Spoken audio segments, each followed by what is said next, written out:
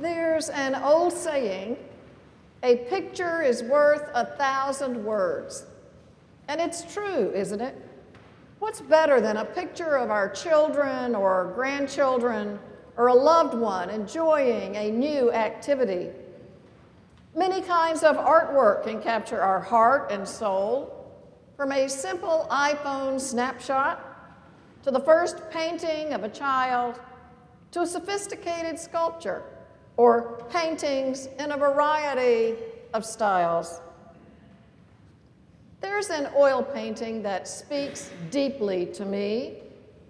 In a somewhat primitive style, it depicts an idyllic island with captivating flowering trees and pairs of jungle animals looking lovingly at each other. There are 2 zebras, 2 lions, and 2 cheetahs, obviously enamored of each other. Then in the foreground, right in the middle, is the back of a cheetah's head, longingly gazing at the gathered group of which he is not a part. His presence quickly captures the attention of the other male cheetah, who looks like he has just turned around and started growling at this potential intruder. Conflict suddenly threatens the ideal haven. Every time I gaze at this painting, I find myself ignoring the little guy in the foreground. For what bliss, joy, and tranquility lie on the island? Clearly the artist's rendering of the peaceable animal kingdom. This ideal, however, is never really attained, not for long anyway, as the painting realistically depicts. This artwork speaks deeply to me in the midst of our world, riddled with conflict on every corner. Americans with differing viewpoints don't even read the same news anymore. There is no one standard, resulting in conflicting opinions that permeate family reunions, public gatherings, and can even result in death. We're a country divided, with lots of little cheetahs out there stirring up trouble. And we let it happen. But what if it didn't have to be that way? What if we could live forever in a human version of the peaceable kingdom? What if we could find a place where harmony reigns, people respect one another, and if someone hurts us or sins against us, we can speak to them lovingly, not letting wounds fester and surface later in ways that are destructive and soul-destroying. We humans have been messing it up royally for thousands and thousands of years.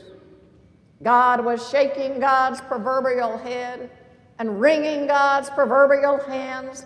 So he finally sends us Jesus to teach us how to live together, how to treat each other, how to live into the reality of the peaceable human kingdom that completely eluded us. In our reading from the Gospel of Matthew this morning, written over 2,000 years ago, Jesus tells his disciples, if another member of the church sins against you, go and point out the fault when the 2 of you are alone. If the member listens to you, you have regained that one. But if you are not listened, take 1 or 2 others along with you, so that every word may be confirmed by the evidence of 2 or 3 witnesses. If the member refuses to listen to them, take it to the church. And if the offender refuses to even listen to the church, let such a one be to you as a Gentile and a tax collector. Now, there's something a little ironic about that because Matthew was a tax collector, but that's for a different sermon.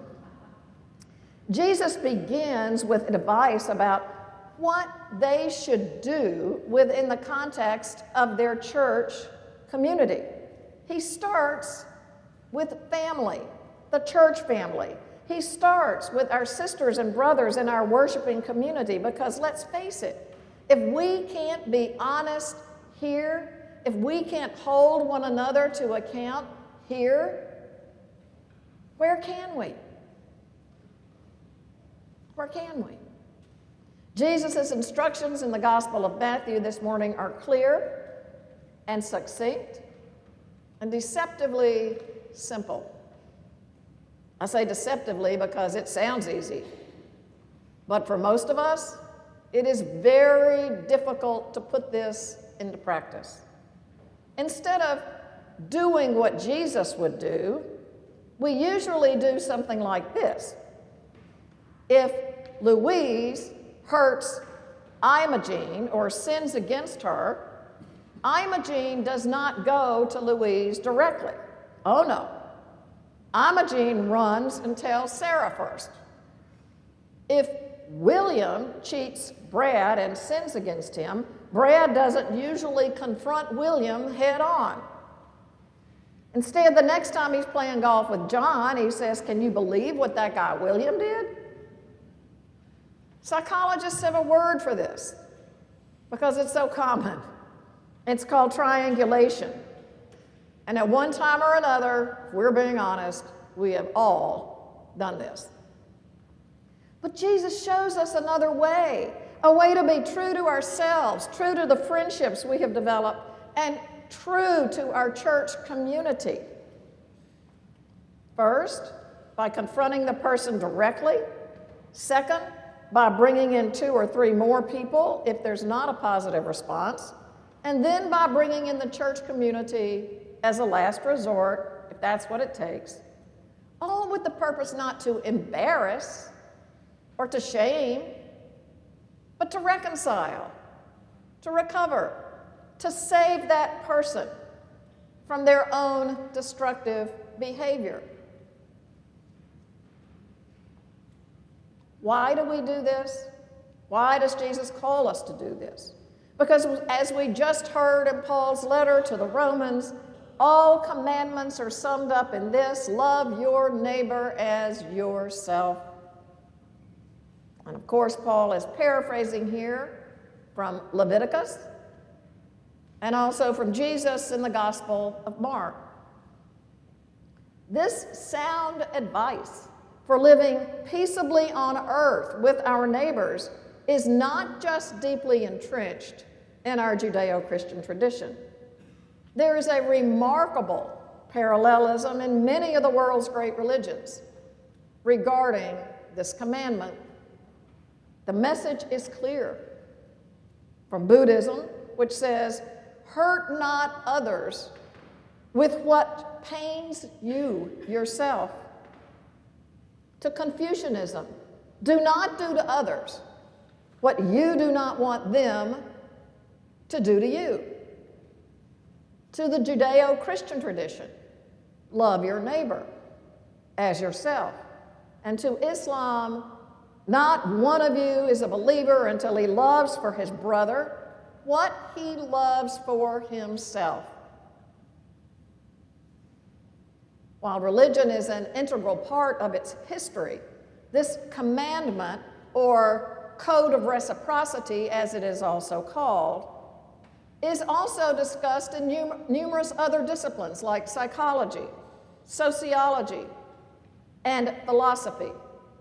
In other words, this is good, sound advice from a variety of perspectives for how to reach and maintain the human, peaceable kingdom. Solid advice. Yet, when we try to put it into practice by following these words, we realize that at times it can be hard work that we'd just rather not undertake. You see, if we don't love ourselves enough, we will let people hurt us or sin against us and not say anything to them about it.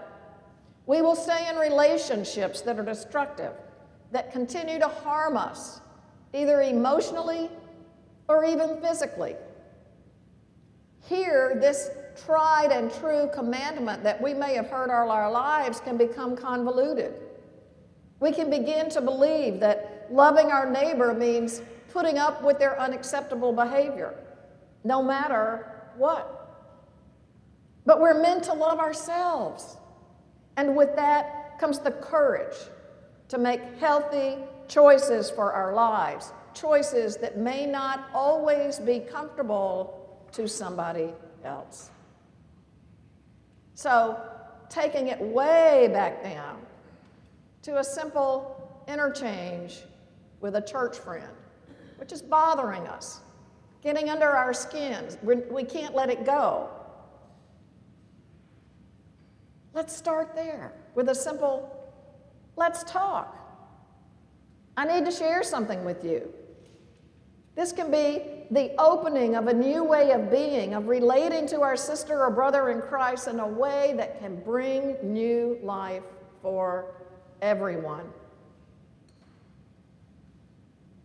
The peaceable kingdom is within our reach. It doesn't have to only be depicted in a painting with animals. It can be realized here and now with the person sitting next to you and you and you right here at Bethesda. Jesus has shown us the way. Will you follow?